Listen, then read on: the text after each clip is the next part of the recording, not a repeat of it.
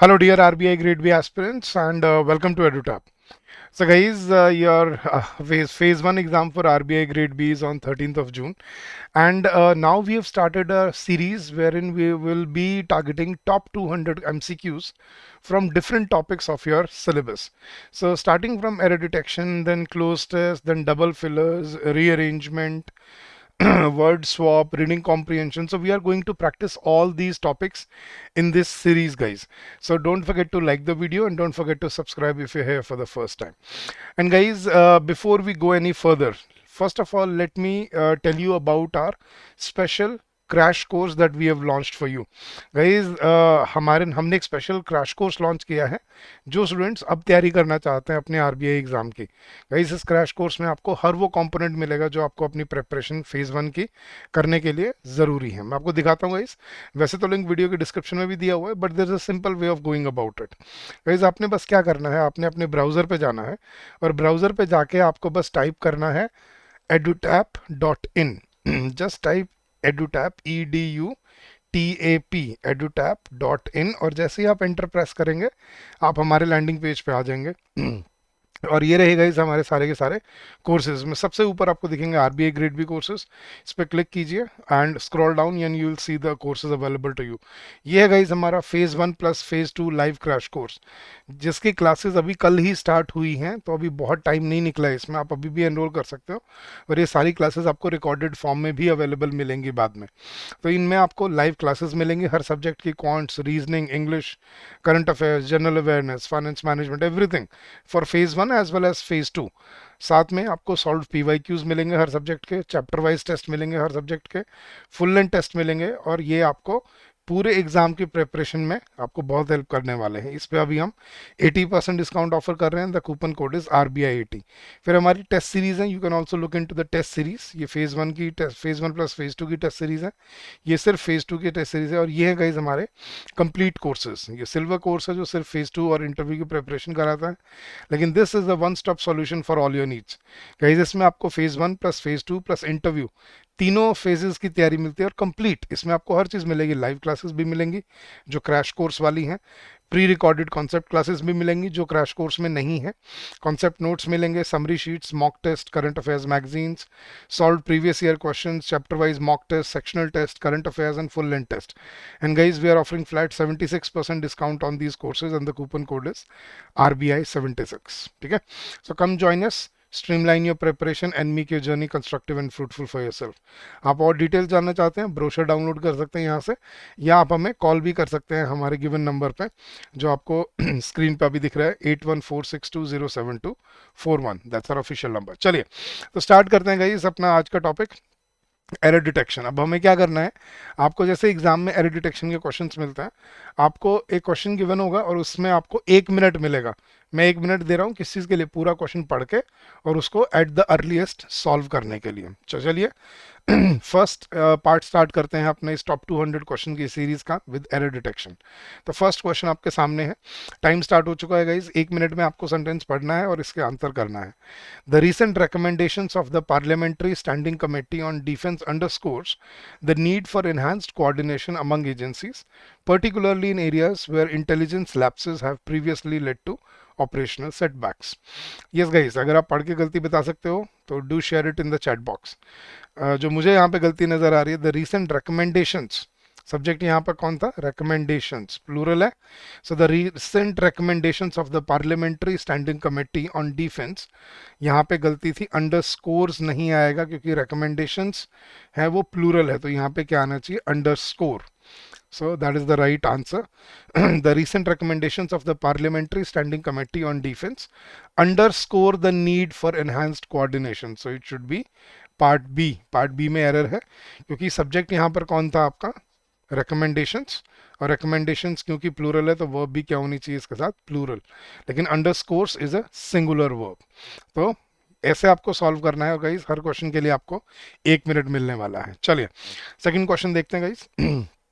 Although the legislation aims to provide a robust legal framework for data protection. Experts warn that it falls short in addressing the nuances of consent and do not adequately delineate accountability for breaches. अब इस level के question आप अगर यहाँ solve कर पाओगे तो exam वाले क्वेश्चन आपको जाके इजी लगेंगे। ठीक है, इसमें कहाँ गलती थी गाइस देखना। ऑल्दो द लेजिस्लेशन सिंगुलर है, एम्स टू प्रोवाइड, एम्स ठीक है, फिर उसके हिसाब से aims to provide robust legal framework for data protection. Experts warn that it falls, that के बाद अब नया क्लॉज स्टार्ट हो गया, that it falls short, singular है ना इट, तो it falls short in addressing the nuances of consent and do not या does not and does not adequately डिलीनेट accountability for breaches. तो यहाँ पे डू नॉट की जगह क्या आना चाहिए था, डज नॉट, क्योंकि यहाँ पे किसके लिए लग रहा है, इट के लिए, it does not adequately delineate. So subject को देख के हमेशा वर्ब डिसाइड करनी होती है। So option D was your correct answer है। ठीक है, तो ऐसे करके स्पीड से बिल्कुल एग्जाम लेवल की प्रैक्टिस करेंगे हम, और आपको मज़ा भी आएगा देख के कि हाँ यार हमें पता चल रहा है कि हमें कहाँ पे हमें और फोकस करने की ज़रूरत है। ठीक है, तो ऐसे करके हर क्वेश्चन को आपने साथ साथ सॉल्व करना है। ठीक है, चलिए क्वेश्चन नंबर 3 पे चलते हैं guys. In response to the growing demand for transparency in electoral financing, the Election Commission has proposed a set of reforms who, if implemented effectively, could reduce the opacity associated with donations from anonymous corporate entities. Very good, good question. अगर आपके concept clear है guys तो आपको शायद यहाँ से समझ आ जाएगा कि यहाँ पे करेक्ट आंसर क्या होना चाहिए था। In response to the growing demand for transparency in electoral financing, the Election Commission has proposed a set of reforms. Reforms की बात हो रही है ना यहाँ पे, reforms के लिए who नहीं आता, who living beings के लिए लगता है।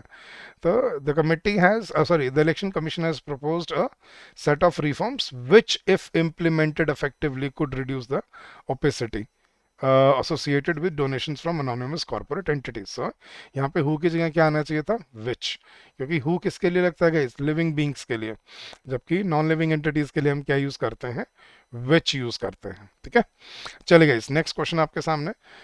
The finance ministry's assertion that inflation is under control fails to resonate with households, many of whom continues to grapple with rising food and fuel prices amid stagnant income levels and shrinking savings.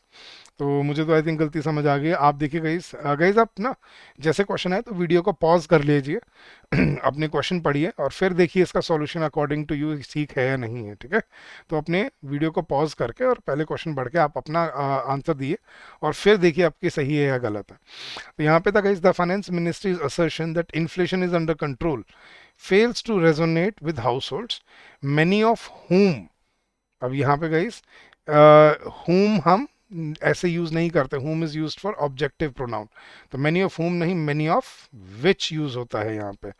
Many of which continues to grapple, अच्छा नहीं sorry, many of यहाँ पर क्या रहना चाहिए guys, many of हुम नहीं, अच्छा जिनमें से काफी सारे, कॉन्टिन्यूज टू ग्रैपल नहीं, कॉन्टिन्यू टू ग्रैपल होगा यहाँ पर।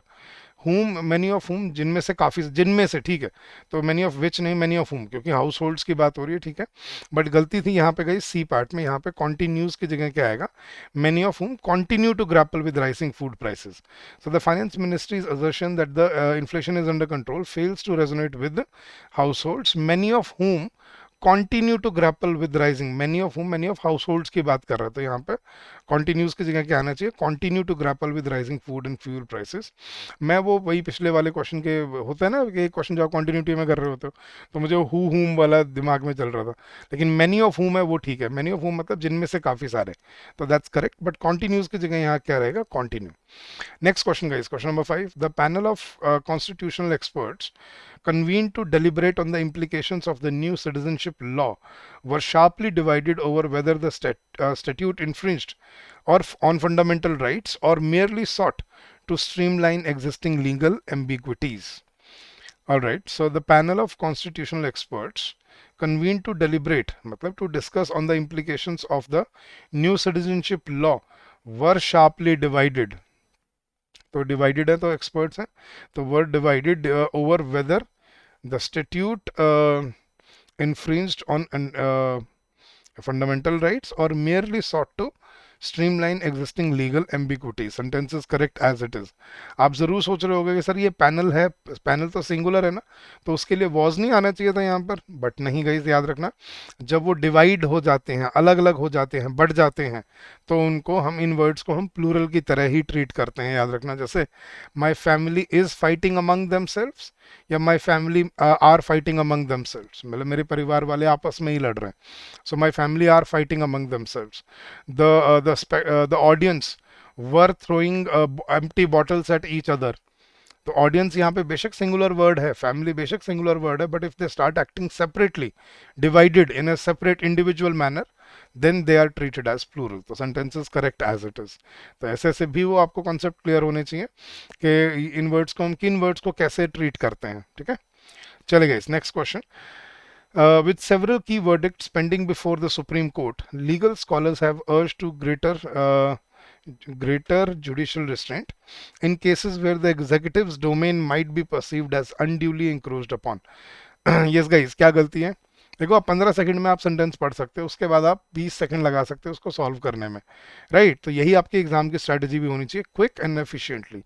चलिए, तो यहाँ पे क्या आना चाहिए गाइस? विद सेवरल, हाँ जी गाइस, क्या आना चाहिए यहाँ पर? With several key verdicts pending before the Supreme Court, legal scholars have urged to, nahi, have urged for, they have urged for greater judicial restraint. तो यहाँ क्या होना चाहिए था? With several key verdicts pending before the Supreme Court, legal scholars have urged for greater judicial restraint in cases where the executive's domain might be perceived as unduly encroached upon. So, as have urged to nahi, have urged for greater judicial restraint hoga. So option B was your correct answer. Next question guys.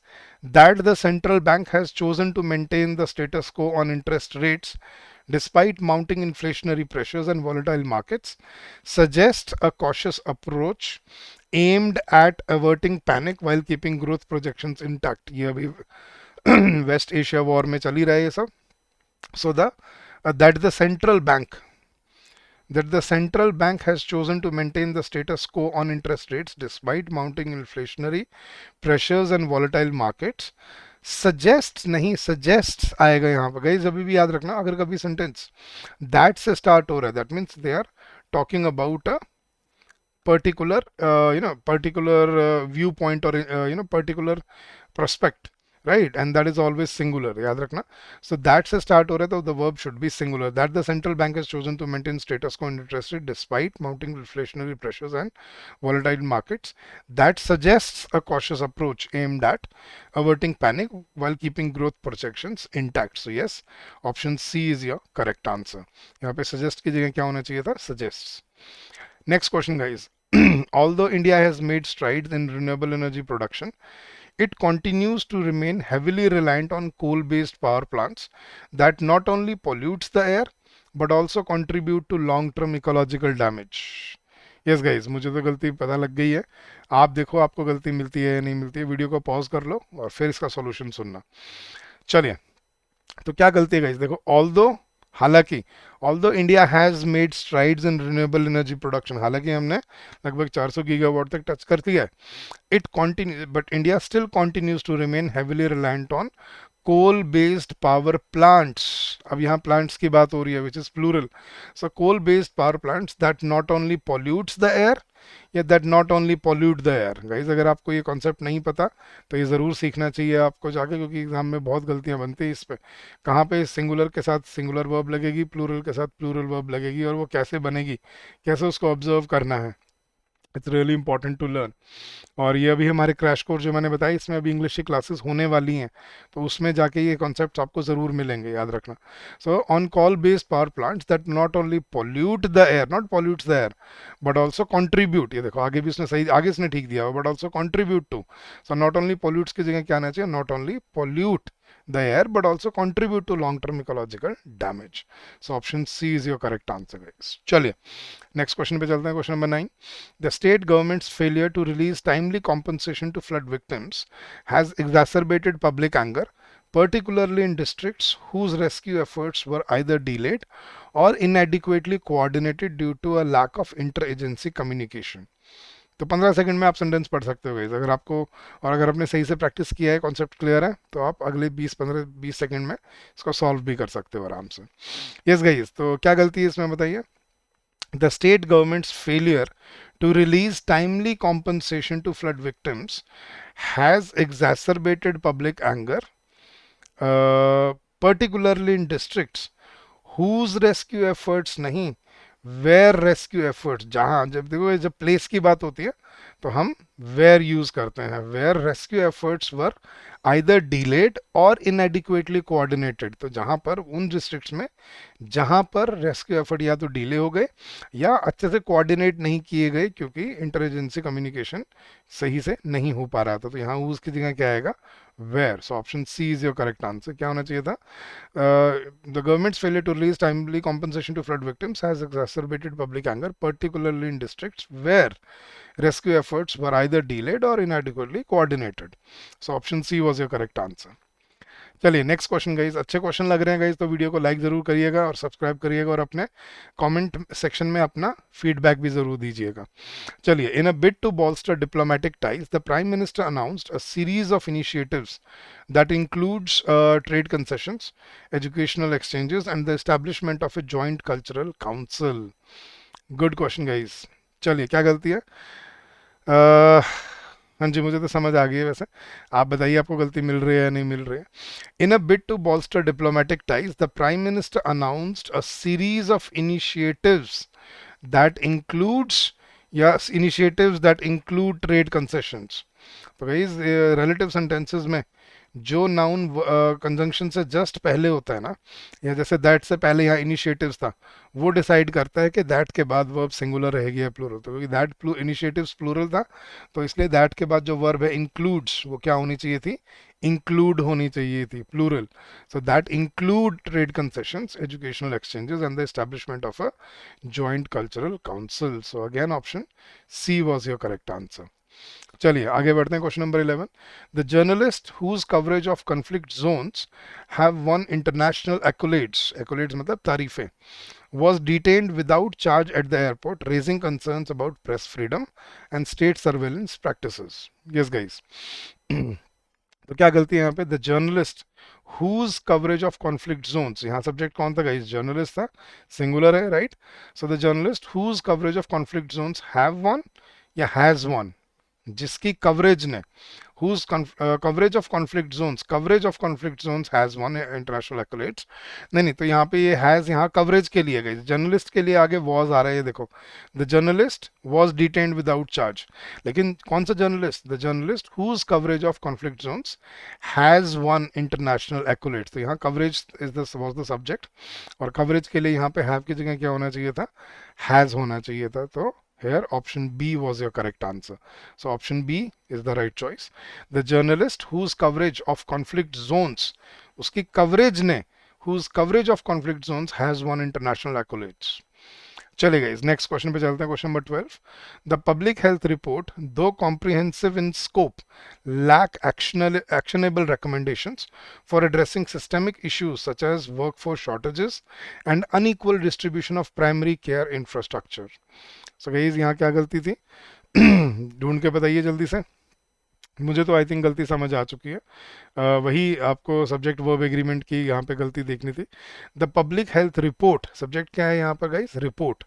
So the public health report, though comprehensive in scope, lack actionable recommendations या lacks, report है, report singular है, तो क्या रहेगा यहाँ पे? lacks।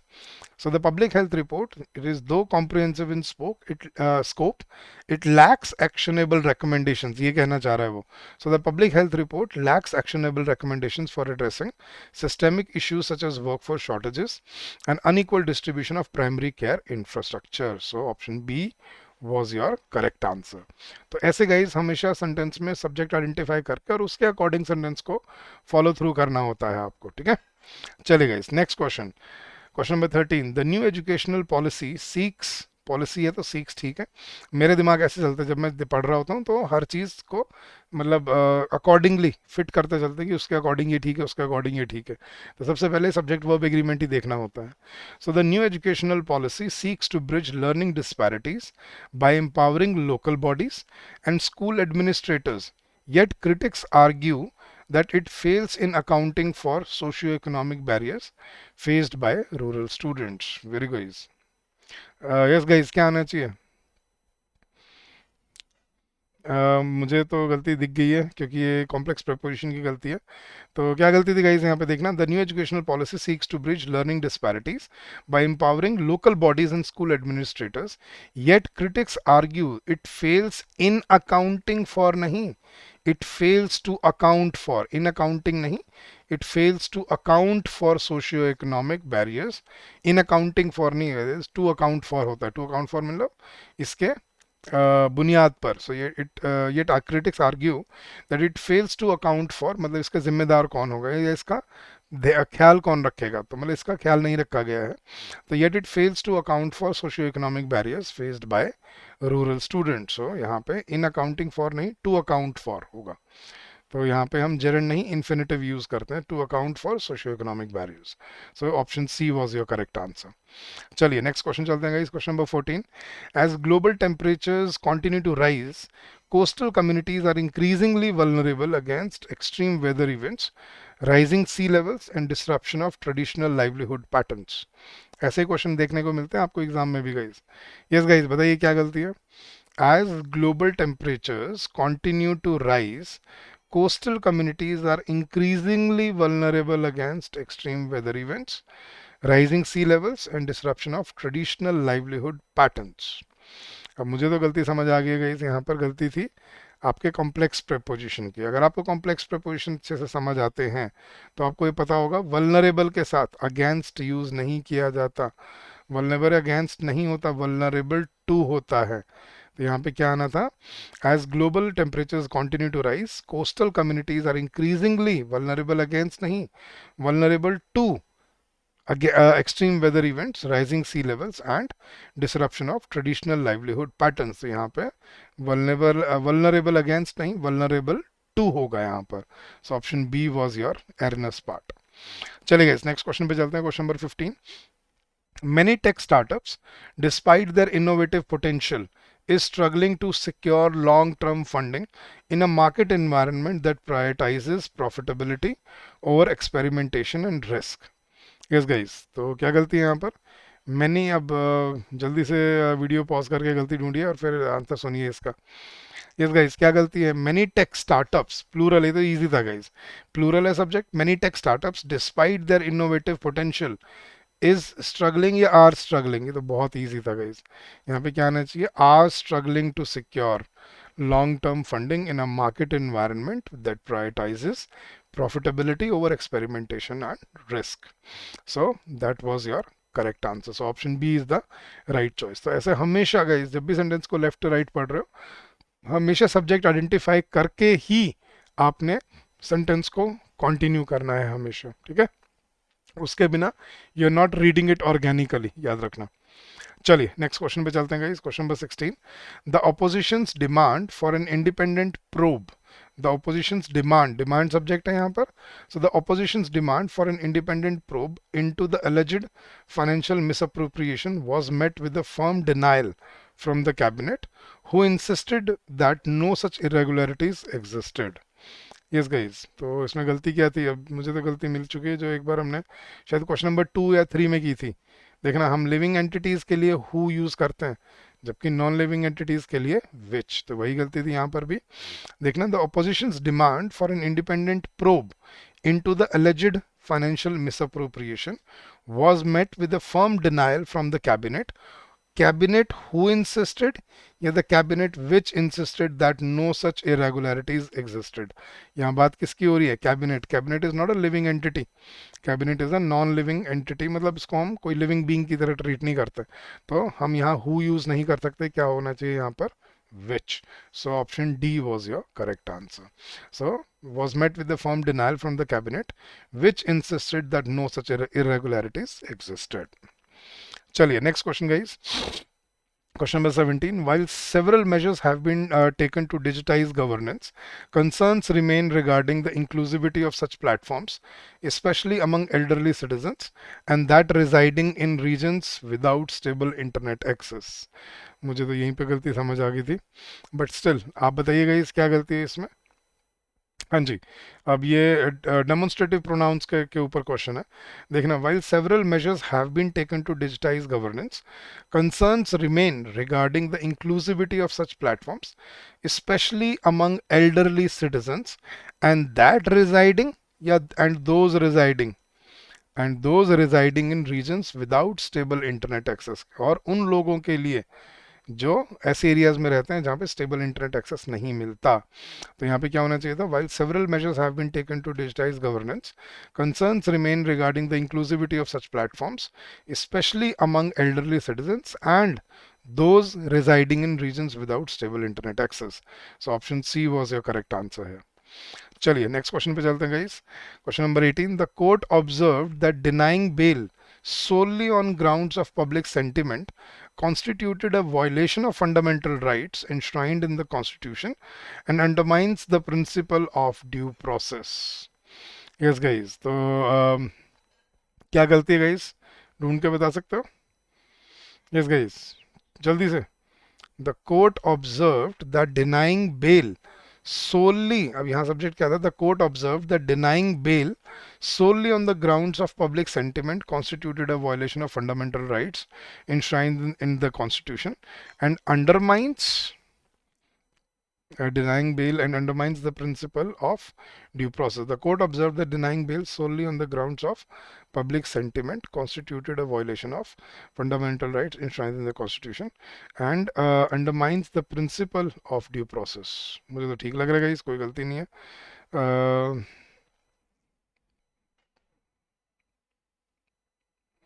हाँ बिल्कुल ठीक है. Sentence is correct as it is guys. The court observed that denying bail solely on the grounds of public sentiment constituted a violation of fundamental rights enshrined in the Constitution and undermines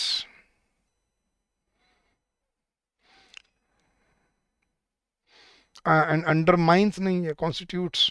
अच्छा नहीं नहीं ठीक है guys, मैं समझ, वो parallelism की गलती थी यहाँ पर. नहीं, अब समझ आया मुझे, क्योंकि एंड के साथ यहाँ पे अंडरमाइंस आ रहा है ना, तो यहाँ पर भी क्या होना चाहिए था, कॉन्स्टिट्यूट्स होना चाहिए था. कि क्या कह रहा है, the court observe the denying bail solely on the grounds of public sentiments constitutes, कि इससे ऐसा होता है, constitutes constitutes a constitutes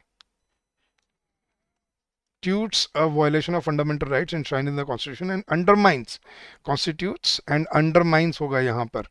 तो ये constitutes, क्योंकि यहाँ पर दोनों वर्ब की फर्स्ट फॉर्म में रखने पड़ेंगे to observe parallelism. The court observe that denying bill solely on grounds of public sentiment constitutes a violation of fundamental rights enshrined in the Constitution and undermines the principle of due process. So yes, option B was your correct answer. अब मैं थोड़ा ध्यान से पढ़ा कि sentence पहले past में चल रहा है, फिर एकदम से प्रेजेंट में कैसे आ रहा है. तो this was the error here guys. चलिए next question, question number 19. Unlike previous attempts at reform, the current proposal seeks to decentralize decision-making processes and places greater autonomy in local institutions without compromising on regulatory oversight. So, unlike previous attempts at reform, the current proposal seeks to decentralize decision-making processes and the current proposal places greater autonomy in local institutions without compromising on regulatory oversight. So unlike previous attempts at reform, नहीं reforms होना चाहिए यहाँ पर guys, reform नहीं. Unlike previous attempts at reforms, at reform, अच्छा to reform होगा, eight reform भी नहीं गई, समझ गया, क्योंकि एक ही बात कर रहा है. तो यहाँ पे एट रिफॉर्म नहीं, to reform. So unlike previous attempts to reform, the current proposal seeks to, हाँ तो यहाँ पे टू, एट रिफॉर्म नहीं, टू, आगे भी टू दिया हुआ ना. सो unlike previous attempts to reform, the current proposal seeks to decentralize decision making processes and places greater, places बिल्कुल ठीक है क्योंकि यहाँ पर भी seeks है, तो ये parallelism बिल्कुल सही चल रहा है. यहाँ पे गलती थी, unlike previous attempts at reform नहीं, to reform. So option A was your correct answer. चलिए next question guys, that the industrial output has shrunk, that से स्टार्ट हो रहा है, मैंने कहा था ना इसके साथ वर्ब हमेशा सिंगुलर रखते हैं, याद है? तो दैट द, क्योंकि ये एक नोशन की बात कर रहा होता है, that the industrial output has shrunk for a second consecutive quarter in an is an indication, is ठीक दिया हुआ है, is an indication of deeper structural issues rather than merely cyclical fluctuations in global demand और trade policy disruptions. अच्छा, adjective adverb की गलती है इसमें। यस गाइस, बताइए ढूंढ के क्या गलती है। चलिए बताता हूं मैं। That the industrial output has shrunk for a second consecutive quarter is an indication of deeper structural issues rather than merely होता है मामूली सा, लेकिन यहाँ पे होगा मियर मतलब ना ही सिर्फ इसके, सो रादर देन मियरली नहीं, rather than मियर cyclical fluctuations in global demand और ट्रेड पॉलिसी डिस्ट्रप्शंस। तो यहाँ पे हम इसको एडवर्ब की तरह नहीं, हमें एडजेक्टिव की तरह यूज करना था। So that the industrial output has shrunk for a second consecutive quarter is an indication of deeper structural issues rather than mere cyclical fluctuations होगा यहाँ पर, not merely, so mere cyclical fluctuations in global demand or trade policy disruption. So option C was your correct answer. चलिए next question, question number 21. The increasing militarization of outer space has prompted calls for a comprehensive global treaty that prohibit the deployment of weapons and establish protocols for peaceful exploration. Yes guys, क्या गलती है यहाँ पर? मुझे तो गलती समझ आ गई है, आप बताइए ढूंढ के गलती मिलती है या नहीं मिलती है, क्या है? द इंक्रीजिंग मिलिटराइजेशन, यहाँ पे सब्जेक्ट कौन था? Militarisation. So the increasing militarisation of outer space has prompted calls for a comprehensive global treaty. अब यहाँ पर ट्रीटी तक बन गया, फिर दैट आ गया, दैट के बाद यहाँ पे रिलेटिव प्रोनाउन बन गया, अब ट्रीटी, अब दैट से पहले क्या वर्ड है? ट्रीटी, तो ट्रीटी के लिए क्या आना चाहिए था यहाँ पे? दैट प्रोहिबिट या prohibits, so it should be treaty that prohibits the deployment of weapons. So again, option C is your correct answer. The increasing militarization of outer space has prompted calls for a comprehensive global treaty that prohibits the deployment of weapons. ठीक है, तो यहाँ पे prohibit की जगह क्या होना चाहिए था? Prohibits, because the subject here is treaty. The subject for the second clause is treaty, which is singular. तो सिंगुलर के लिए हमें वर्ब को सिंगुलर बनाने में क्या करना पड़ेगा? एस ऐड करना पड़ता है। So treaty that prohibits the deployment of weapons, option C was correct answer. Next question guys, question 22. Despite being a relatively young democracy, the country has consistently demonstrated a commitment to free elections, peaceful transitions of power, and upheld the independence of its judiciary. हाँ जी guys, ये parallelism का question है, अगर आपको hint मिल रही है तो parallelism देखिए सेंटेंस में फॉलो हो रहा है या नहीं हो रहा है। तो यहाँ पे क्या होना चाहिए था गाइज, क्या गलती है? Despite being a relatively young democracy, the country has consistently demonstrated a commitment to free elections, peaceful transitions of power, and upheld या and uphold the independence of its judiciary. मतलब एक जनरल बात बोल रहा है कि भाई हालांकि एक यंग डेमोक्रेसी है एक देश, लेकिन कंट्री ने बार बार डेमोन्स्ट्रेट किया है a commitment to free elections, peaceful transitions of power, and uphold the independence of its judiciary. So option D was your correct answer here. So option D is the right choice. upheld past में form है, यहाँ पे हमें क्या use करनी पड़ेगी? Verb की first form, क्योंकि हम जनरल मतलब सिंपल प्रेजेंट इंडेफिनिट की बात कर रहे हैं यहाँ पर।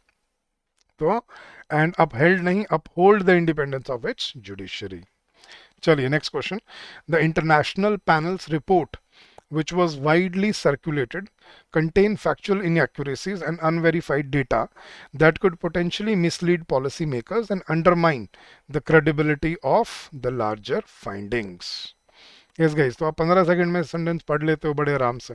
अब देखना होता है कि आपके कॉन्सेप्ट कितने क्लियर हैं और कितने डीप, कितने मतलब कितने वेल रूटेड हैं और कितने वेल प्रैक्टिस्ड हैं। ठीक है, क्या गलती है गाइस देखना। यहाँ पे सब्जेक्ट कौन था? The international panel's report, report subject था। तो अब देखना सिंगुलर है report, so the international panel's report which was बोल रहा है वो, ठीक है, तो विच वॉज वाइडली सर्कुलेटेड, तो सिंगुलर के लिए फिर यहाँ पे वर्ब क्या आनी चाहिए थी? सिंगुलर या प्लूरल? तो यहाँ पे कंटेन या contains. So the international panel's report which was widely circulated contains factual inaccuracies and unverified data होगा। so यहाँ पर option B was your correct answer. तो यहाँ पे कंटेन की जगह क्या आना चाहिए था, कंटेन्स। चलिए next question guys. The amendment seek to reduce the number of clearances required for establishing new industrial units, but environmental groups fear that it may dilute existing safeguards and violate indigenous rights. Guys ये तो बहुत simple था, अगर आपको concept clear है तो subject verb agreement का subject कौन था, द अमेंडमेंट, और अमेंडमेंट सिंगुलर है तो क्या आना चाहिए यहाँ पर, सीक टू या seeks to, the amendment seeks to reduce the number of clearances. So here option A was your correct answer. ठीक है, तो द अमेंडमेंट सीक्स टू होगा, नॉट सीक टू।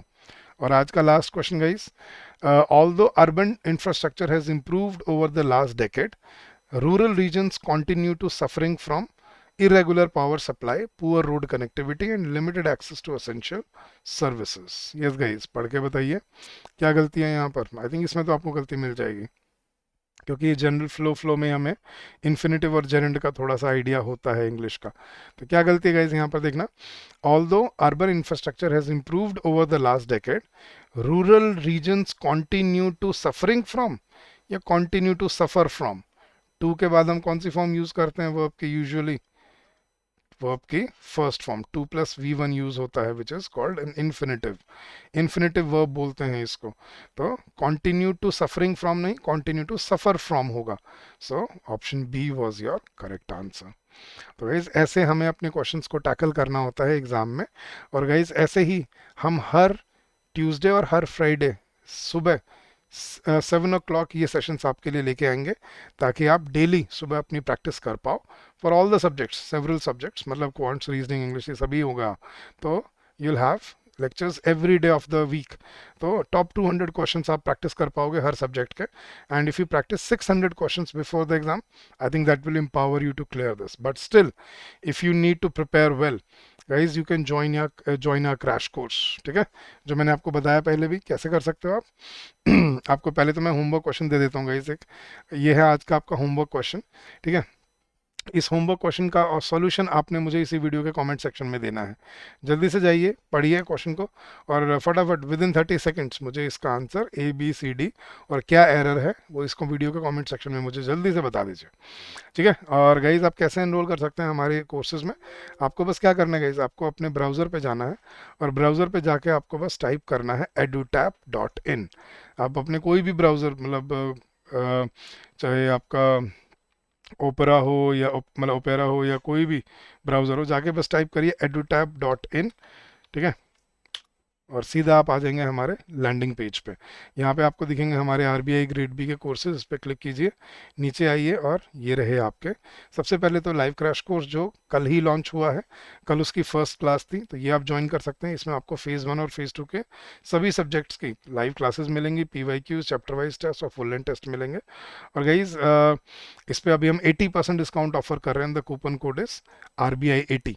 और गाइज अगर आपको एक वन स्टॉप सॉल्यूशन की ज़रूरत है, जहाँ पे आपको लाइव क्लासेस भी मिल जाए, रिकॉर्डेड क्लासेस भी मिल जाए, और बाकी हर चीज़ मिल जाए, तो ये रहा हमारा गोल्ड कोर्स। इसमें आपको live classes, concept notes, summary sheets, mock test, current affairs magazines, solve previous, तो इसमें लाइव क्लासेस भी मिलेंगी, वही क्रैश कोर्स वाली। ठीक है, तो क्रैश कोर्स वाली क्लासेस भी होंगी इसमें, प्लस आपकी प्री रिकॉर्डेड क्लासेस भी गिवन है इसके अंदर, तो that's why it's called gold course.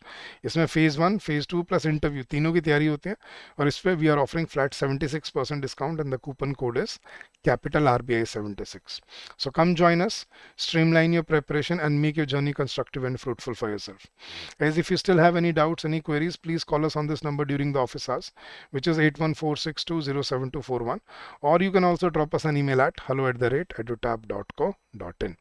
Okay, so I'll see you again next week with more such sessions on different topics, with more practice questions for you to target the exam. So don't forget to like the video, don't forget to subscribe if you're here for the first time, and I wish you all the very best for your preparation and for your journey ahead. So having said that, I'll take your leave for today. Thank you so much and happy learning to all of you guys. See you next week.